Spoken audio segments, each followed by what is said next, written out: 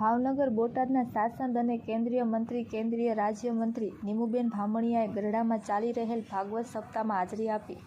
બોટાદ જિલ્લાના ગરડા સામાકાંઠા અડતાળા રોડ પર ડોક્ટર હીરાભાઈ સોલંકી દ્વારા પ્રીતુઓના મોર સાથે ભવ્ય ભાગવત સપ્તાહનું આયોજન કરવામાં આવ્યું છે. જેમાં આ સપ્તાહમાં 5મા દિવસે કેન્દ્રીય રાજ્યમંત્રીની નીમુબેન ભામણીયાએ હાજરી આપી હતી.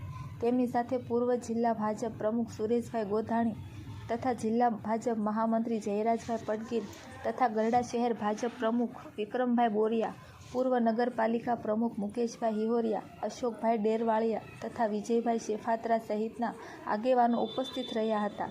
આ પ્રસંગે આયોજક પરિવાર હીરાભાઈ સોલંકી તથા પારુલબેન ધરજીયા, રાધિકાબેન સોલંકી અને સુનીતાબેન સોલંકી દ્વારા કેન્દ્રીય મંત્રી નીમુબેન ભામણીયાને ફૂલહાર પહેરાવી તથા શાલ ઓઢાડીને સન્માનિત કરવામાં આવ્યા હતા.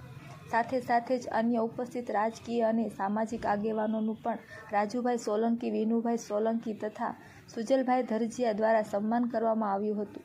કેન્દ્રીય મંત્રીએ પોતાના ઉદ્બોધનમાં ડોક્ટર હીરાભાઈ સોલંકી પ્રશંસા કરતા જણાવ્યું હતું કે કોરોના જેવી મહામારી શિવ પરિસ્થિતિમાં ગરીબ લોકોની સેવાનું કામ તેમણે કર્યું છે. વધુમાં તેમણે જણાવ્યું હતું કે વ્યાસપીઠ પરથી વક્તા સમાજમાં કેવી રીતે જીવન જીવવું તે શીખવાડે છે અને માતૃશક્તિને વંદન કરતાં કહ્યું કે માતૃશક્તિના મહત્ત્વ ઉપર મહિલાઓ રૂપમાં કાર્ય કરે છે અને તેથી જ ભારતીય સંસ્કૃતિમાં મહિલાઓના માતા તરીકે સંબોધવામાં આવે છે અને માતૃશક્તિને વંદન કરવામાં આવે છે. આ પ્રસંગ મોટી સંખ્યામાં ભક્તો ઉમટી પડ્યા હતા અને ભાગવત સપ્તાહનું રસપાન કર્યું હતું. રિપોર્ટર જયદેવી મંદિર.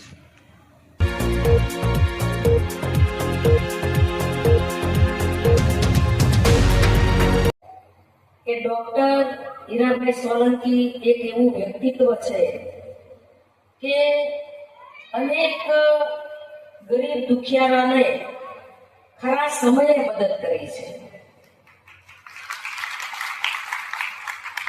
કોરોના જેવા સમયમાં પોતાના જીવને પણ જોખમમાં મૂકી અને ગરીબ ભાઈ બહેનો એની સેવા કરવાનું કામ આપણા હીરાભાઈ સોલંકીએ કર્યું છે.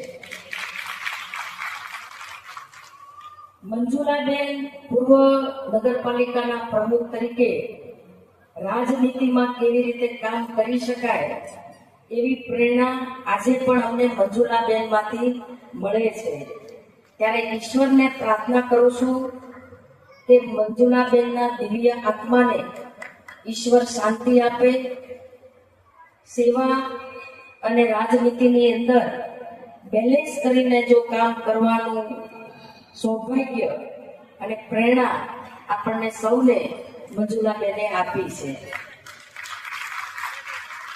પારુલ અમારા બંને વહુ બહેનો એમણે મારું સન્માન કર્યું. જ્યારે માની ખોટ હોય ને ત્યારે એ સાચી લાગણી એ દીકરીમાં હોય અને દીકરી માની ખોટ પૂરી કરતી હોય છે. માનું મૂલ્ય ઘરમાં કેટલું મહત્વનું હોય છે. માં એક પત્નીના રૂપમાં હોય, માના રૂપમાં હોય, વહુના રૂપમાં હોય, બહેન બને, આમ અનેક રૂપમાં મહિલાઓ કામ કરતી હોય છે. અને એટલે આપણા દેશની સંસ્કૃતિમાં મહિલાઓને માતા તરીકે બોલાવવામાં આવે છે. માતૃશક્તિને વંદન કરે છે.